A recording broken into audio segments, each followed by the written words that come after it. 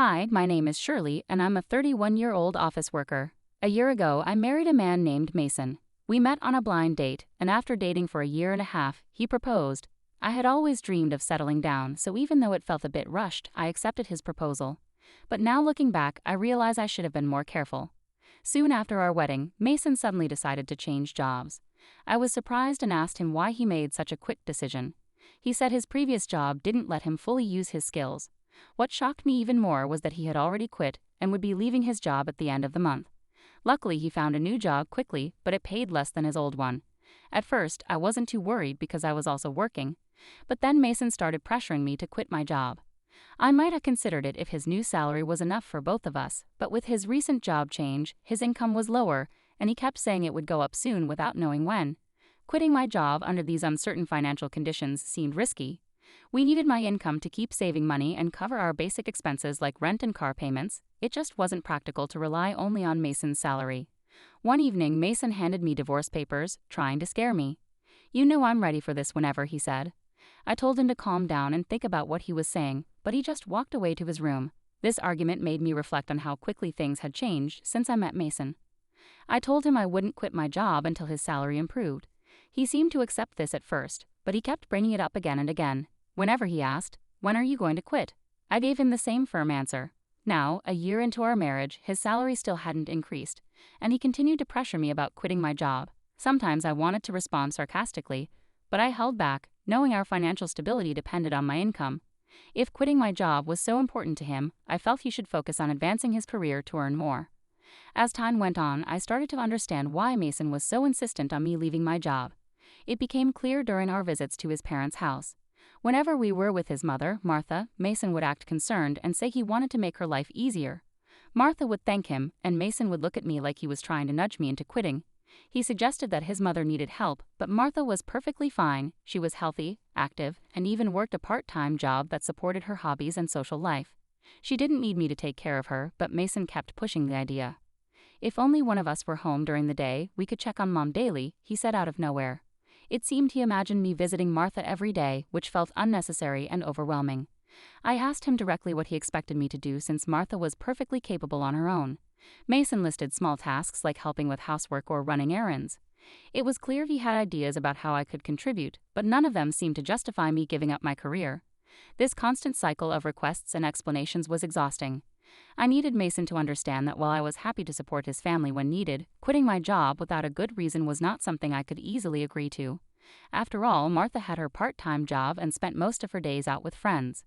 I pointed out to Mason that when he suggested I handle the housework during the day, his response left me baffled. Was he really implying that I should become his mother's maid? Mason was always very concerned about maintaining a certain image, especially in front of his parents. If he was so eager to take care of them, why didn't he handle the household chores himself? Despite his insistence, I stood firm in my decision not to quit my job. I also chose not to visit my in-laws on my days off, although I made an effort to see them during major holidays like New Year's. During our visits, I noticed a pattern. Mason often delegated tasks to me. He'd ask me to tidy up, assist his mom, or run errands. I resisted these requests. When he suggested I go to the store, I would respond, "Don't you know this area better than I do?" His reply was always the same, that it wouldn't look right if he did it himself. I found this reasoning both confusing and manipulative. It seemed like he was more interested in controlling the situation and projecting an image of caring for his family than actually caring for them, or for me. Over time, my view of Mason began to change. It seemed like he was more concerned with appearances than with real affection or respect for me. When I finally confronted him, asking why he didn't help out more or even quit his job to take care of his mother, his reaction spoke volumes. He looked disgusted and uncomfortable, saying, "That's not something I'm supposed to do. I'm giving you these instructions so my mom will think you're a considerate, useful wife. You should realize how kind I'm being to you." His words revealed a lot. He wanted to dump all the hard work on me while making himself look good, as if he was doing something extraordinary. But I'm not his servant, and I don't deserve to be treated with disrespect, especially in front of my in-laws. It became clear to me that Mason's priorities were completely skewed. He cared more about appearances than about having a genuine partnership and supporting each other. If Mason keeps making these unreasonable demands, I won't stay quiet. I'll stand up for myself. Despite many discussions, Mason hasn't changed. He constantly pesters me with the same old question. "Are you going to quit your job?" Every time we visit my in-laws, he continues to boss me around just as he always has. I finally reached my limit. I decided it was crucial to have a serious conversation with him. We need to talk about our future, I said, hoping to steer our conversation in a constructive direction. What are you even trying to say? Mason retorted, clearly annoyed. I'm honestly fed up, I replied. I'm tired of you constantly asking me when I'll quit my job, and I'm exhausted from you pressuring me to take care of Martha. I laid out my concerns to Mason. Why are you fed up with that? You're my wife, and it's your duty to care for your husband's parents, Mason argued. Don't you think that's a huge responsibility to place solely on me? Shouldn't you, as their biological child, be responsible for helping with the housework and taking care of your parents in the first place? I challenged his outdated views. No way, it's the wife's duty to do it. Are you the kind of person who doesn't care about family? Mason accused, clearly upset by my resistance. I'm disappointed to hear you say that, he added. Sensing an opportunity to expose the double standard, I asked, then let me ask you this. How have you been taking care of my parents? If I asked you to care for my parents, would you do it? Mason looked at me blankly, unable to see the parallel. What are you saying? Why should a husband take care of his wife's parents? So does that mean you won't take care of my parents now or ever? I pressed, trying to highlight his inconsistency. Husband's parents and wife's parents are completely different, Mason replied, missing the point. What difference does that make? I don't get it, I said, feeling frustrated. I didn't realize you were so clueless. It's like talking to my old boss, I continued, dismayed by his lack of understanding. What are you saying? Mason asked, confused. I'm saying that both sets of parents should be important, and we should take care of each other's families, I replied, emphasizing the importance of mutual support and equality in our responsibilities. So you only prioritize your own family by blood? I'm so disappointed in you, I exclaimed. I won't be visiting your parents anymore. Why would you do that? Enough is enough. I'm the one who wants you to stop this nonsense, I retorted. No way. How dare you talk back like that? My mom is right. Mason shot back, his temper flaring. Mom was talking about you. She said you're a badly behaved wife. That's why she gave me this. Mason pulled out a piece of paper from his bag. It was divorce papers. What? You already had divorce papers ready? I was shocked, but Mason seemed oddly proud. See? I scared you, didn't I? I'm prepared for this any time, so think about what you just said, Mason declared smugly before storming off to his room. Unbelievable. Why is Mason so selfish? That look of triumph on his face, it's clear the divorce papers are just a threat to make me obey him. The fact that Martha was involved made me even more suspicious. Mason is acting like a puppet for his mom, trying to control me while following her orders. It's ridiculous. I won't let Mason have his way. How can he not see that our marriage is in trouble when he acts like this? His lack of understanding just annoys me more. Mason had already completed the divorce papers and had them signed with witnesses, including Martha and his friends.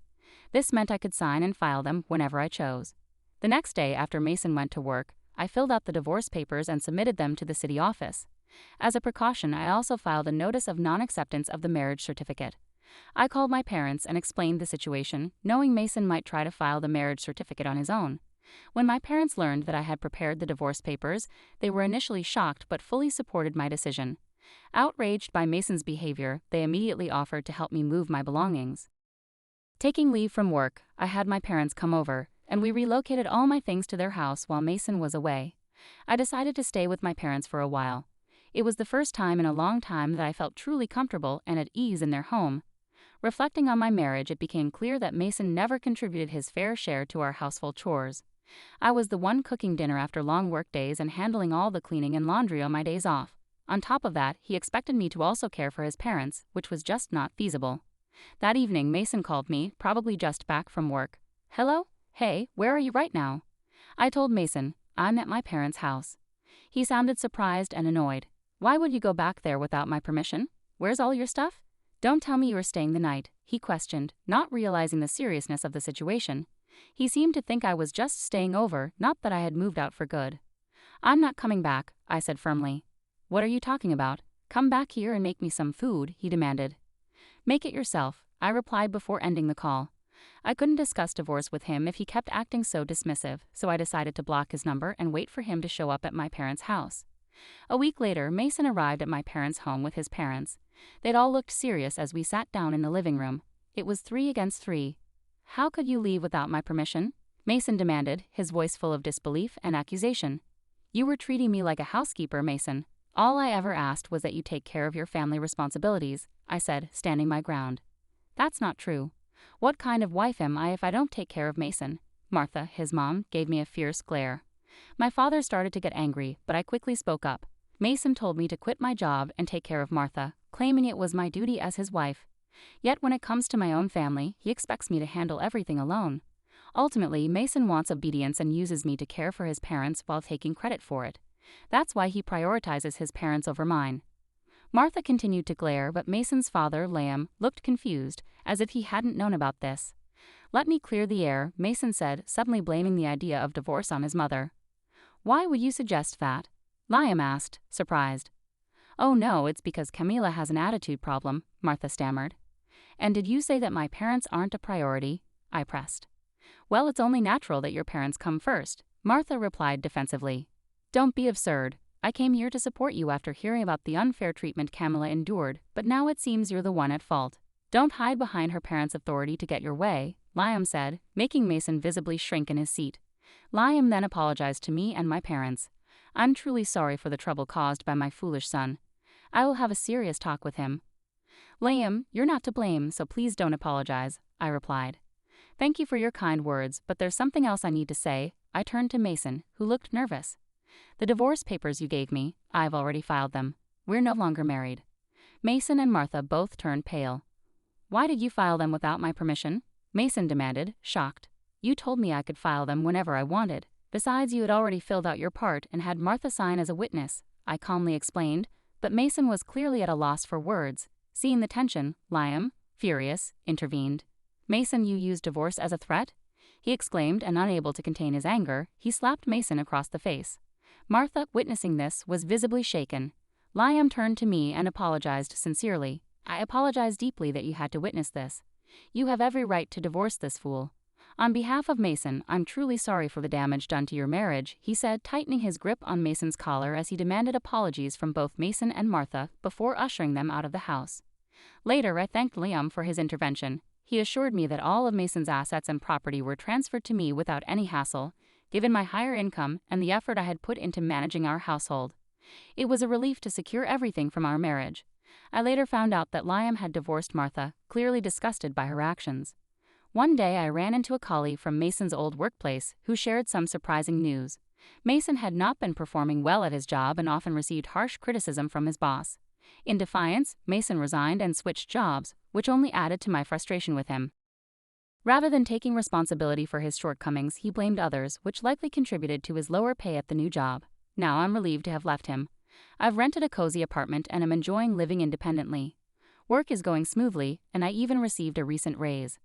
Currently, I'm not interested in relationships and prefer to focus on my career. Mason always cared more about appearances than actual abilities. He maintained a facade at home, but failed to improve professionally. Sadly, many spouses use divorce threats as leverage, thinking it gives them power, but it's a big mistake. I hope they realize their folly and find happiness alone. Meanwhile, I'm grateful to have moved on from Mason and look forward to meeting someone special in the future when I'm ready.